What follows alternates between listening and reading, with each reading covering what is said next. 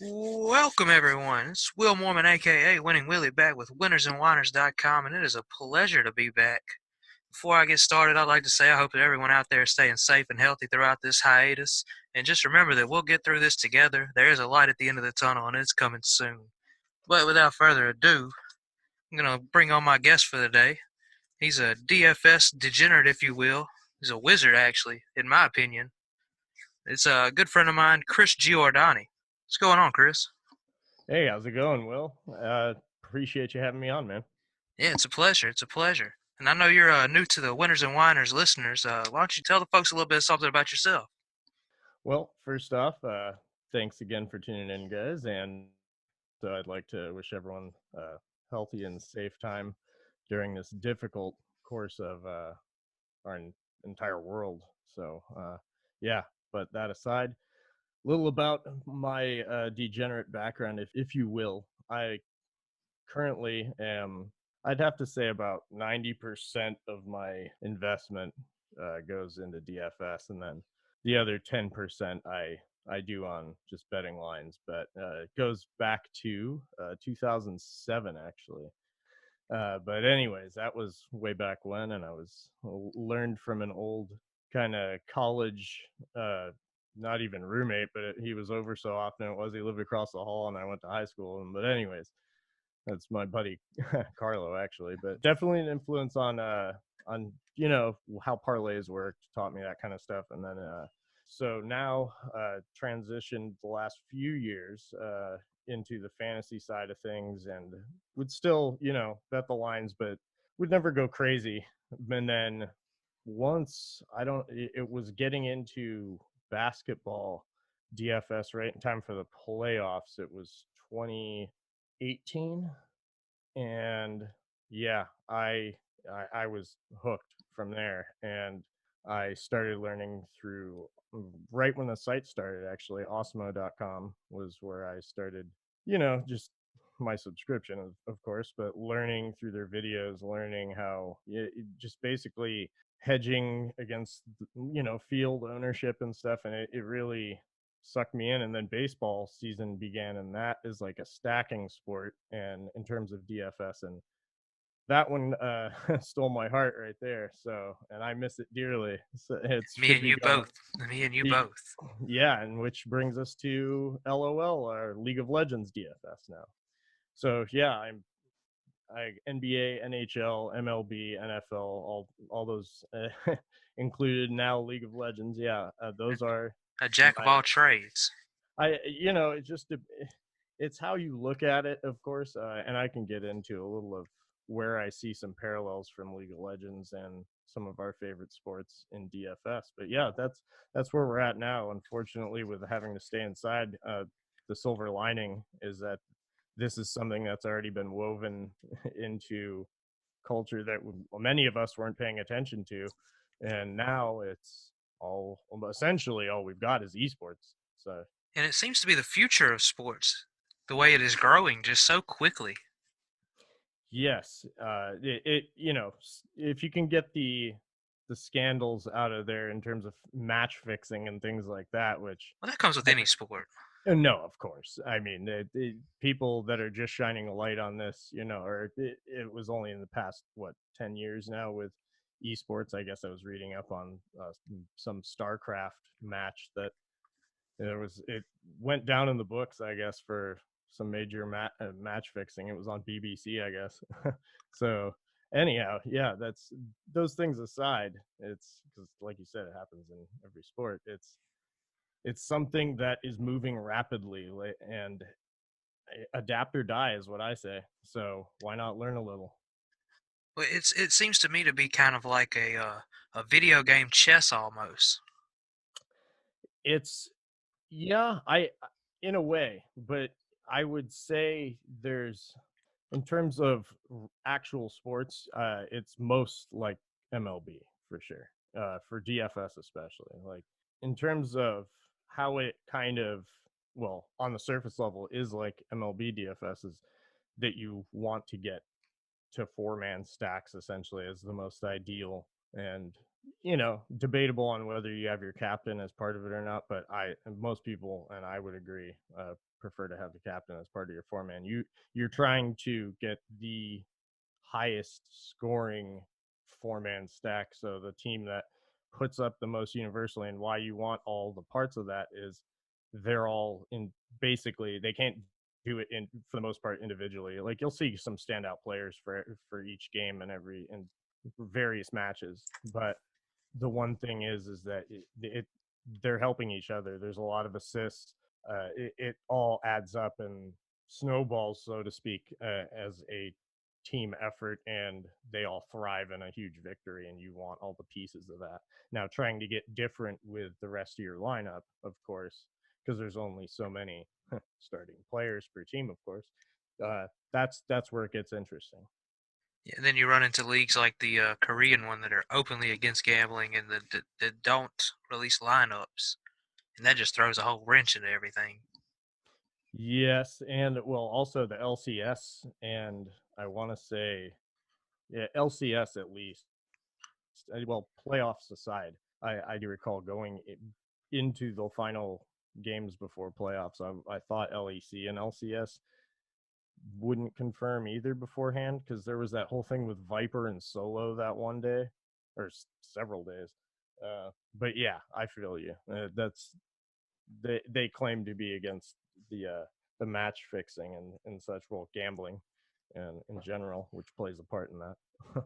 There's some people out there that have understandably just taken a break right now because they don't understand how the game itself works.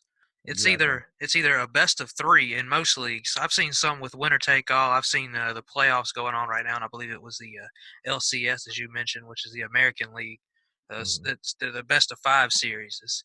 But how the game is played, at the start of the game there's a draft, and each team has a chance to block a champion. There's over 140 champions.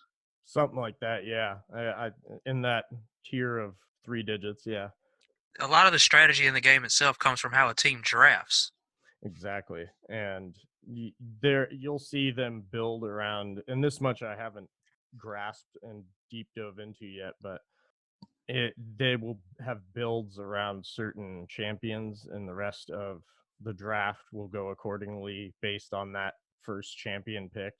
So, and then bans, that's, I feel like, more of a per team basis, or per opponent basis rather, to where they'll know and be coached the strengths, I would, from what I've perceived, the of the opponent, and ban accordingly. Right. And I think that makes this what is such an exciting sport because of this. Just because how each game can play differently, just because of the draft itself, and not just the team composition.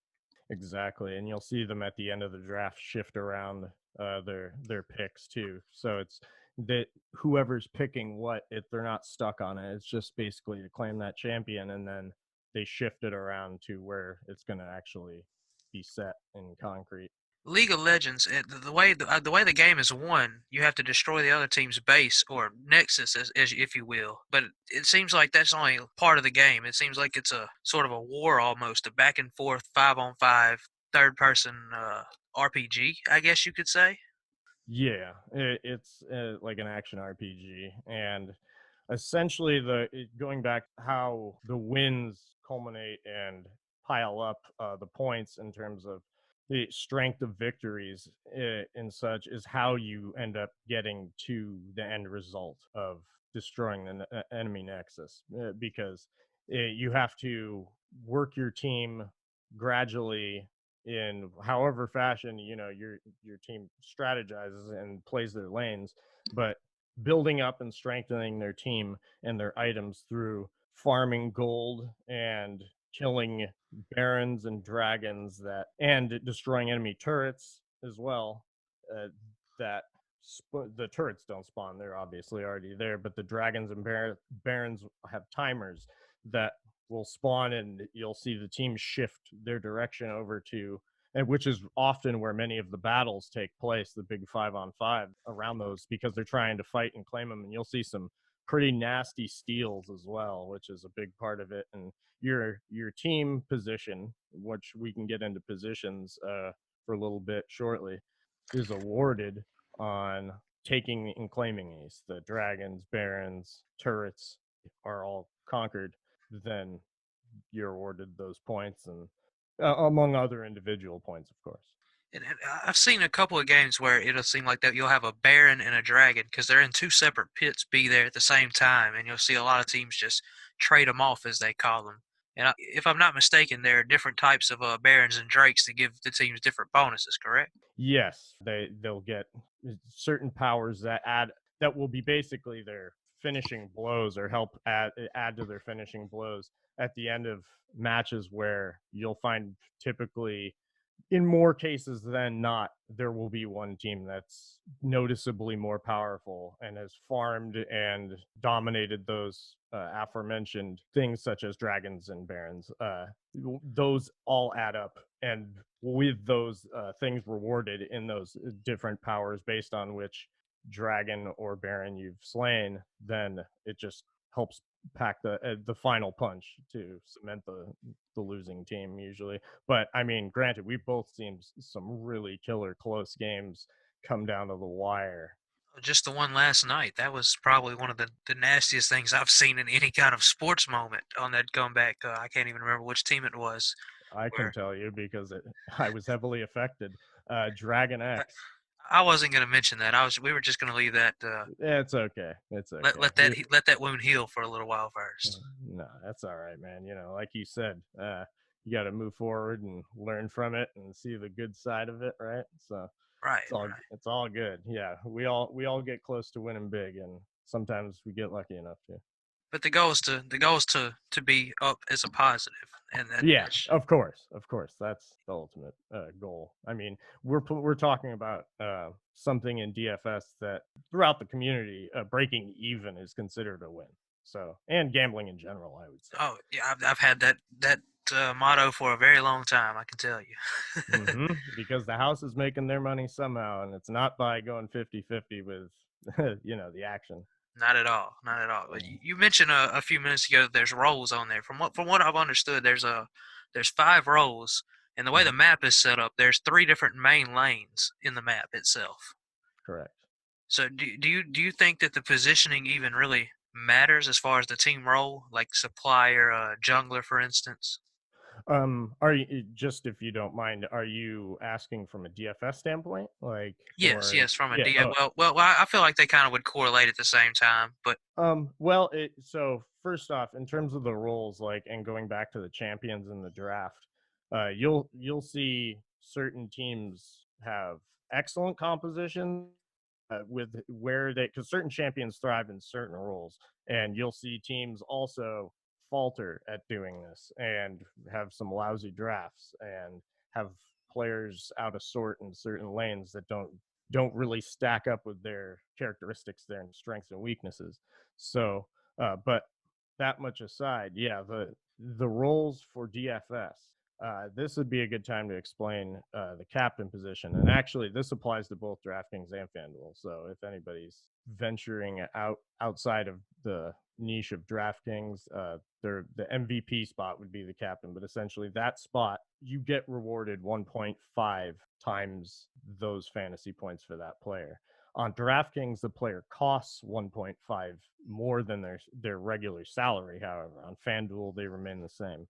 With that, and so the captain can be of any position, but in my opinion, and I would say the opinion of many, you're going to want to have. I would rank them ADC first, attack damage carry first in that position. I would say mid lane second, and I would say a close third is jungler.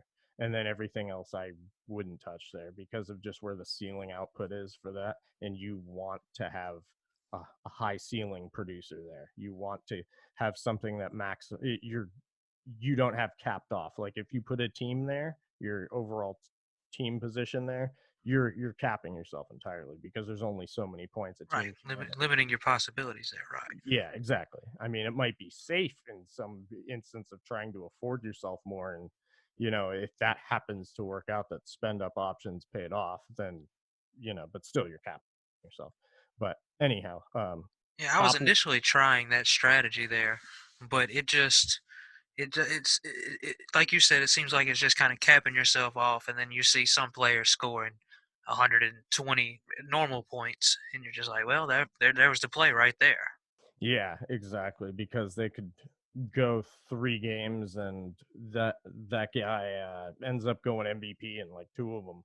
Then yeah, that's the must-have right there. And whereas the team, even though if the team, yeah, so that goes also hand in hand, negative correlation from each other to where, or of reasoning anyhow, where the captain there as like an ADC or mid who's typically in a, if it goes 3 rounds, or 3 games, that guy is going to see exponential points add up if they're on the winning side, of course. And even on the losing side, where the team, you're not going to get as much, I don't believe, if you don't get a sweep. But there's, I believe that's, there's probably figurative math in that too. I, Like, I the, see that teams get a bonus when they finish the game early, and it correlates to whether they win or lose as to how much they get. mhm. How do you go about making your lineups? Do you use stats? Do you have some tools? Which ones do you use? I know there's a lot of people out there that need advice. You know what I'm saying? Yeah. So basically, well, I have 2 different optimizers I rely on. Just depends on what I'm trying to do. But one is Fantasy Cruncher, and the other is Lineup HQ through Roto Grinders. So both work great. Just depends on which interface for which sport you prefer. And anyhow, in terms of stat wise, I use the tools I use just in general are from awesemo.com for my projections, ownership projections, things of that sort. But I also get them from Roto Grinders, so I'll cross compare things of that sort while I'm building. But besides that, just the, what is this? The Gamepedia. It's lol.gamepedia.com, because I noticed Tons of actually, information over there. yeah, actually, and they're the only one, if you hadn't noticed, that is still updating through, because I guess there's some problem with the Riot League and something with their stats and where they pull them from for these other stat sites, like the, what's this one that the gol.gg, the Game of Legends esports, them along with several others that are noteworthy sites for statistics on this, haven't been updated since April 4th because of there's a bug with the Riot match history. So I've whatever that, noticed that the GOL is much harder to navigate on the website as well. yeah, and especially if you have any sort of hands-on experience with Wikipedia, then the Gamepedia one is just transitions seamlessly. So Right. there's a lot over there, and it updates on the fly in terms of, I don't know if the individual player stats do, but I would think they do.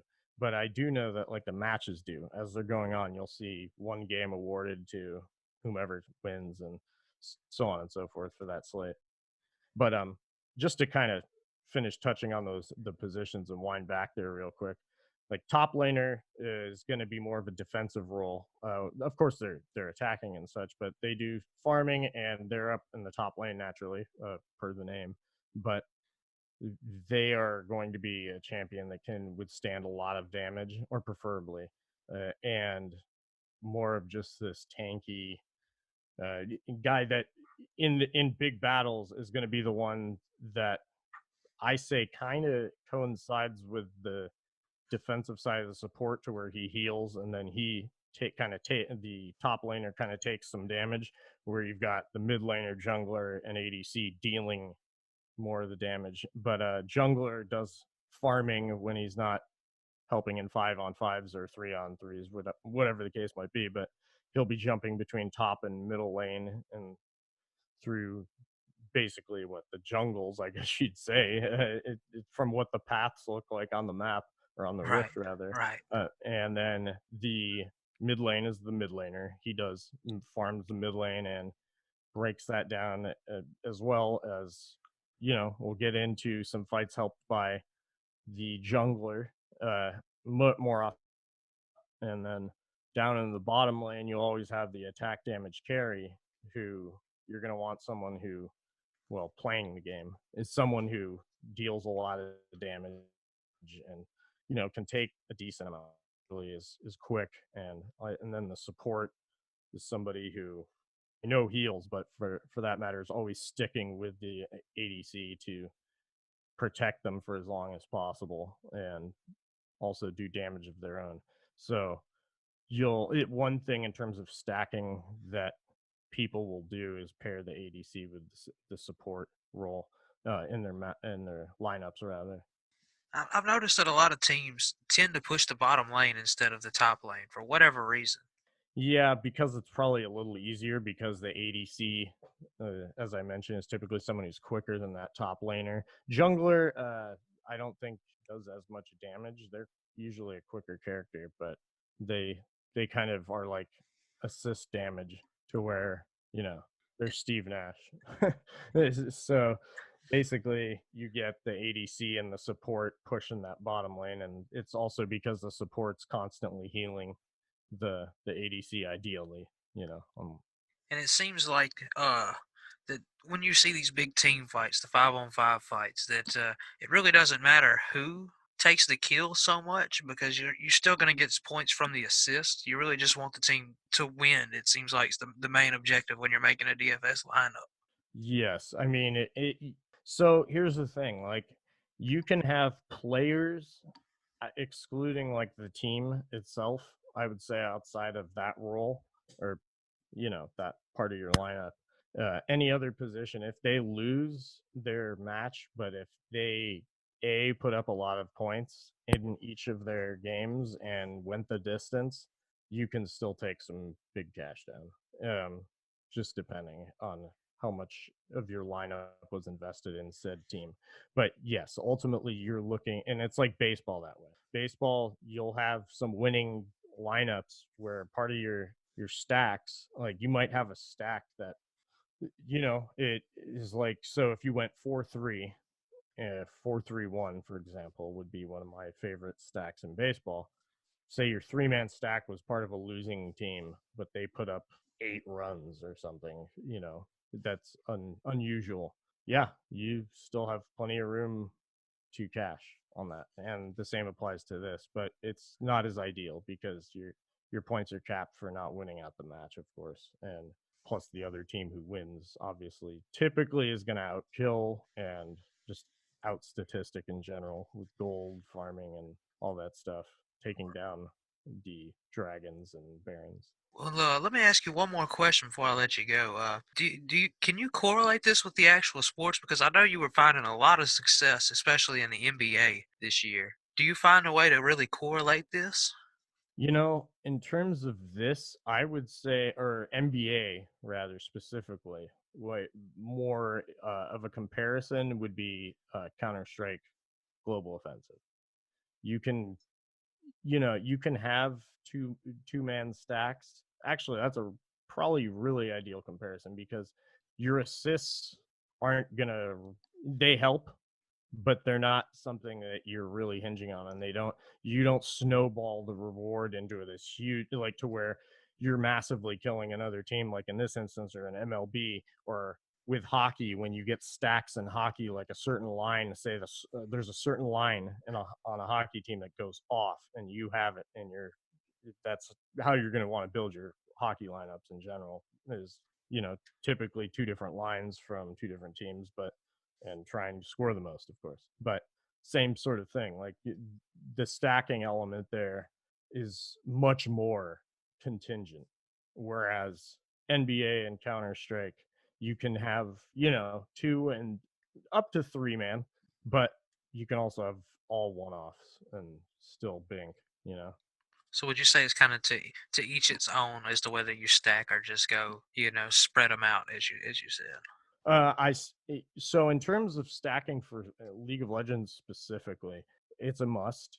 It in getting different with your lineup is going to be, that one's going to be all based on whether or not you're taking your 4-man stack and going with a lower owned team in general, and then pairing it with a 3-man stack that isn't as owned either.